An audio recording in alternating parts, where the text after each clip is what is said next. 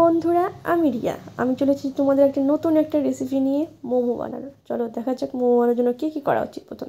প্রথমে নিয়ে নেওয়া উচিত ময়দা, তারপরে একটু তেল দিয়ে দেবো সামান্য পরিমাণে, আর দিয়ে দেবো লবণ।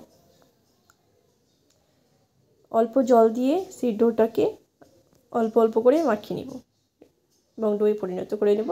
দেখো আমাদের ডো মাখানো হচ্ছে, এবার ডো হয়ে গেছে। এবার আমরা সবজি ভেজিটেবলগুলো কেটে নেব। আমি ভেজিটেবলে নিয়েছিলাম পাতাকপি আর গাজর আর পেঁয়াজ। তো আমি বাঁধাকপিগুলো কেটে নিলাম, আর এবার পেঁয়াজটা কাটবো। চলো,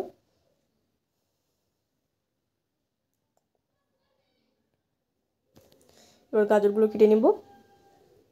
এবার কড়াইতে তেল দিয়ে দিব। তেল দেওয়ার পর সবজিগুলোকে দিয়ে দিব, এবার নাড়াচাড়া করতে থাকবো। নাড়াচাড়াটা ভালোভাবে হয়ে গেলে তার মধ্যে আমি একটু পরিমাণে লবণ, তারপর কিছু পরিমাণে একটু মশলাগুলো দিয়ে দেবো, যাতে এর স্মেলটা অনেক সুন্দর হয় আর একটু খেতে টেস্টি হয়।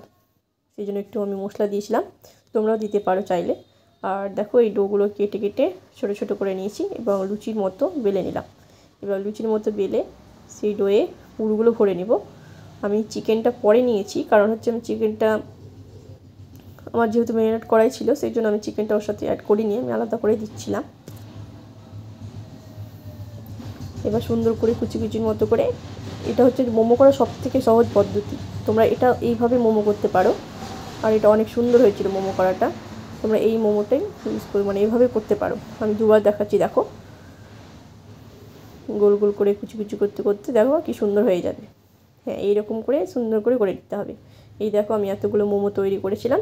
এবার চলো, আমার যেহেতু মোমো প্যান ছিল না, সেই জন্য আমি একটা হাঁড়ি নিয়েছিলাম, আর হাঁড়িতে জল দিয়ে দিয়েছিলাম, আর একটা বাটি রেখেছিলাম। এই দেখো হাঁড়িতে জল নিয়ে নিয়েছি, আর একটা ছোটো বাটি নিয়েছি, বাটিতে আমি পুরো তেল দিয়ে দিয়েছিলাম।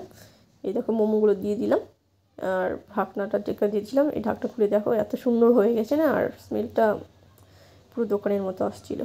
আর চলো সার্ভ করি। এই যে দেখো কি সুন্দর করে আমি দিয়ে দিয়েছি প্লেটে, আর এতটাই সুন্দর হয়েছিল মোমোগুলো, কি বলবো তোমাদেরকে, অনেক সুন্দর হয়েছিল। আমি গ্রিন চাটনিটা আমি করেছিলাম, তোমাদের এই রেসিপিটা আমি পরে কখনো দিয়ে দিব।